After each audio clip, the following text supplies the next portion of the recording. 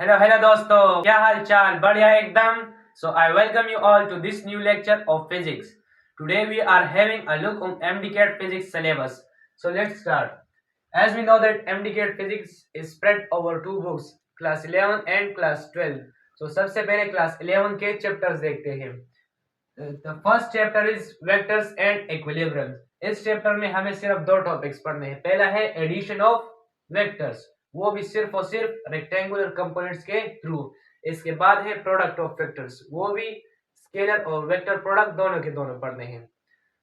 The next chapter is motion and force. इस chapter में हमें सबसे पहले पैरामीटर्स के बारे में जानना है. पैरामीटर्स मतलब distance, displacement, speed, velocity, acceleration and its types. इन सब चीजों को देखना है. इसके बाद हमारे पास जो नेक्स्ट टॉपिक है वो है ग्राफ्स.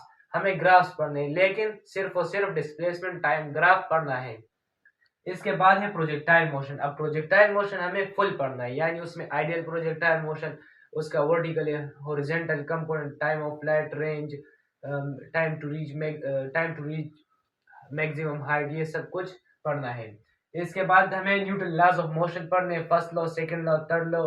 सेकंड लॉ का में हमें फोर्स और लीनियर मोमेंटम में रिलेशन देखना है. थर्ड लॉ और कंजर्वेशन ऑफ मोमेंटम का जो रिलेशन वो पढ़ना है. इसके बाद जो टॉपिक है वो है कोलिजन का. हमें कोलिजन में हेड ऑन ऑब्लिक कोलिजन को पढ़ना है. इसके बाद linear momentum and explosive forces के बारे में पढ़ना है. इसके साथ ये मोशन एंड फोर्स का चैप्टर कंप्लीट हो जाएगा. Next chapter is work and energy. Work and energy में हमें सबसे पहले वर्क के बारे में पढ़ना है, उसके बाद एनर्जी. अब एनर्जी की दो टाइप्स पढ़नी है, काइनेटिक एंड पोटेंशियल एनर्जी. अब पोटेंशियल एनर्जी की फर्दर दो टाइप्स पढ़नी है, एक ग्रेविटेशनल पोटेंशियल एनर्जी, दूसरा एब्सोल्यूट पोटेंशियल एनर्जी. इसके बाद हमें पावर पढ़ना है, उसके बाद वर्क एनर्जी थ्योरम पढ़ना है, द मोस्ट इंपोर्टेंट टॉपिक. इसके बाद एफिशिएंसी पढ़ने हैं और पावर लॉसेस के बारे में जानना है. Next chapter is rotational and circular motion. इस चैप्टर में हमें सिर्फ और सिर्फ angular displacement, angular velocity and relationship between angular and linear terms, जैसे कि लीनियर वेलोसिटी, लीनियर एक्सेलरेशन में क्या रिलेशनशिप है, इसी तरह लीनियर डिस्प्लेसमेंट और एंगुलर डिस्प्लेसमेंट में क्या रिलेशनशिप है, इन चीजों के बारे में जानना है. Next chapter is fluid dynamics. अब फ्लूइड डायनामिक्स में हमें सबसे पहले टर्मिनल वेलोसिटी पढ़ना है, उसके बाद ड्रैग फोर्स के बाद फ्लूइड फ्लो में हम आइडियल फ्लूइड, टर्बुलेंट फ्लूइड के बारे में जानेंगे. जब आइडियल फ्लूइड पढ़ेंगे तो आइडियल फ्लूइड की प्रॉपर्टीज को भी जानेंगे. उसके बाद है equation of continuity. Equation of continuity के बाद बर्नौलीज इक्वेशन. फिर बर्नौलीज इक्वेशन के चंद एप्लीकेशन होते हैं, जिसमें हमें सिर्फ ब्लड फ्लो पर जो बर्नौलीज इक्वेशन का एप्लीकेशन है वही पढ़ना है. इसके साथ फ्लूइड डायनेमिक्स भी कवर हो जाएगा. उसके बाद नेक्स्ट चैप्टर है ऑसिलेशन, जो कि एक अलग से चैप्टर, तो सिलेबस में मेंशन नहीं है, लेकिन उन्होंने वहां वेव्स के साथ शामिल किया, मैंने यहाँ इसे अलग डिस्कस किया. तो ऑसिलेशन में हमें सबसे पहले सिंपल हार्मोनिक मोशन के बारे में पढ़ना है. उसके बाद कुछ टर्मिनोलॉजीज होती है, जैसे साइकिल और वाइब्रेशन टाइप, पीरियड, फ्रीक्वेंसी के बारे में जानना है. उसके बाद सर्कुलर मोशन एंड एसएचएम, जो शेडो सर्कल में सिंपल हार्मोनिक मोशन परफॉर्म करती है, उसके बारे में भी जानना है. इसके बाद सिंपल हार्मोनिक मोशन में एनर्जी का क्या सीन है उसको भी पढ़ना है. फिर एनर्जी, काइनेटिक, पोटेंशियल दोनों को पढ़ने, उनके ग्राफ को भी देखना है. इसके बाद जो नेक्स्ट चैप्टर हमारे पास आता है वो है वेव्स का.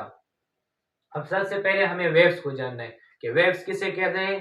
तो वेव्स को हम जानेंगे मोशन ऑफ वेव्स के थ्रू, जो कि रस्सी को एक एंड से टाइट करते, दूसरे से जर्क देते, उसमें जो बिहेवियर ऑब्जर्व होते हैं उसको वेव्स कहते हैं. तो सबसे पहले मोशन ऑफ वेव्स को पढ़ना है. उसके बाद progressive waves and it's type, जो कि लॉन्गिट्यूडल एंड ट्रांसवर्स वेव है, उसको पढ़ना है. उसके बाद कैरेक्टरिस्टिक ऑफ वेव्स को पढ़ना है. Next topic is wave speed and speed of sound. अब स्पीड ऑफ साउंड में सबसे पहले न्यूटन का फॉर्मूला पढ़ना है, फिर उसके बाद लेप्लास करेक्शन पढ़ना है. इसके बाद effect of different factor on speed of sound पढ़ना है, जो कि मोस्ट इंपोर्टेंट टॉपिक है. इसके बाद आता है हमारे पास सुपरपोजिशन. अब सुपरपोजिशन में सबसे पहले प्रिंसिपल ऑफ सुपरपोजिशन पढ़ना है. फिर सुपरपोजिशन की थ्री टाइप्स है, interference, beat and stationary wave. तो हमें सिर्फ इंटरफेरेंस एंड स्टेशनरी वेव्स पढ़ना है, बीट नहीं पढ़ना. अब स्टेशनरी वेव्स दो जगह पर ऑब्जर्व होती है, एक स्ट्रेच स्ट्रिंग पर, दूसरा ऑर्गन पाइप पर. ऑर्गन का पाइप की भी दो टाइप से, क्लोज एंड ओपन। तो हमें सब पढ़ना है, स्ट्रेट स्प्रिंग पर भी, ऑर्गन पाइप पर भी, क्लोज ओपन दोनों। इसके साथ वेव्स कंप्लीट हो जाएगा। अब नेक्स्ट जो टॉपिक है, चैप्टर है, वो है थर्मोडायनेमिक्स का।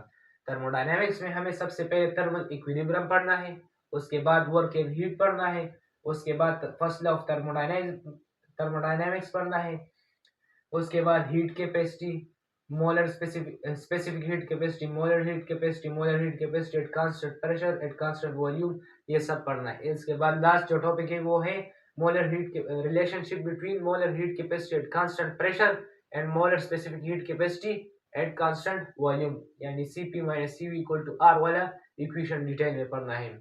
इसके साथ हमारे 11 के 8 चैप्टर्स कंप्लीट हो जाएंगे। नाउ अब हम नेक्स्ट देखते हैं कि 12th क्लास की बुक में से कौन से चैप्टर इंक्लूडेड है सिलेबस में। तो the first chapter is electrostatics. Electrostatics में हमें सबसे पहले कूलम्स लॉ पढ़ना है, उसके बाद इलेक्ट्रिक फील्ड के बाद इलेक्ट्रिक फील्ड लाइंस के बाद इलेक्ट्रिक फील्ड इंटेंसिटी। अब इलेक्ट्रिक फील्ड इंटेंसिटी हमें दो चीजों की पढ़नी, एक पॉइंट चार्ज, दूसरा इनफाइनाइट शीट। उसके बाद इलेक्ट्रिक पोटेंशियल एनर्जी के बाद electric potential. Last topic is charging and discharging of capacitor. In topic के साथ इलेक्ट्रोस्टैटिक कंप्लीट हो जाएगा। अब नेक्स्ट चैप्टर है करंट इलेक्ट्रिसिटी।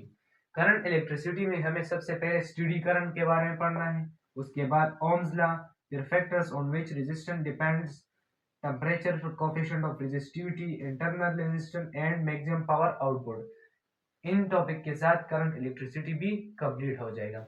अब इसके बाद थर्ड नंबर पर जो चैप्टर है वो है इलेक्ट्रोमैग्नेटिज्म का। इलेक्ट्रोमैग्नेटिज्म में सबसे पहले मैग्नेटिक फील्ड, उसके बाद मैग्नेटिक फ्लक्स, फिर motion of charge particle in a magnetic field, ये टॉपिक्स पढ़ने। अब जैसे जैसे आगे चैप्टर जाएंगे तो नंबर ऑफ टॉपिक्स रिड्यूस हो जाएंगे।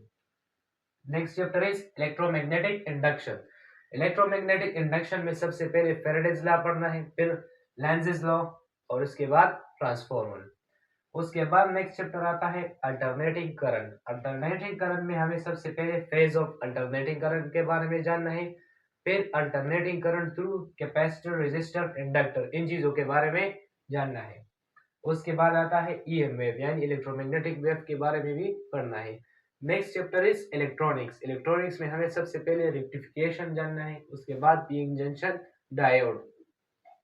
सिर्फ यही दो टॉपिक इस चैप्टर में इंक्लूडेड है। इसके बाद डॉन ऑफ मॉडर्न फिजिक्स। अब इस चैप्टर में सिर्फ और सिर्फ क्वांटम थ्योरी एंड रेडिएशन पढ़ना है, यानी पार्टिकल मॉडल ऑफ लाइट के बारे में पढ़ना है। इसके बाद जो चैप्टर है एटॉमिक स्पेक्ट्रा, इसमें सिर्फ एटम का स्पेक्ट्रम जानना है, जिसे लाइन स्पेक्ट्रम भी कहते हैं, जिसमें मुख्तलिफ सीरीज आती है, जैसे कि लाइवन बार्बर पास्टन ब्रैकेट बीफंड, इन चीजों के बारे में जानना है। इसके बाद आता है न्यूक्लियर फिजिक्स। अब न्यूक्लियर फिजिक्स में हमें सबसे पहले न्यूक्लियस के बारे में जानना है कि न्यूक्लियस किन चीजों से मिलकर बनता है। उसके बाद न्यूक्लियर डीके के बारे में, half life and rate of decay, फिर biological and medical uses of radiation. तो इन टॉपिक के साथ ये चैप्टर भी कंप्लीट हो जाएगा। तो ये 17 चैप्टर हमारे एमडीकेट फिजिक्स के सिलेबस में इंक्लूडेड है। तो इसके साथ आज का हमारा लेक्चर कंप्लीट होता है। थैंक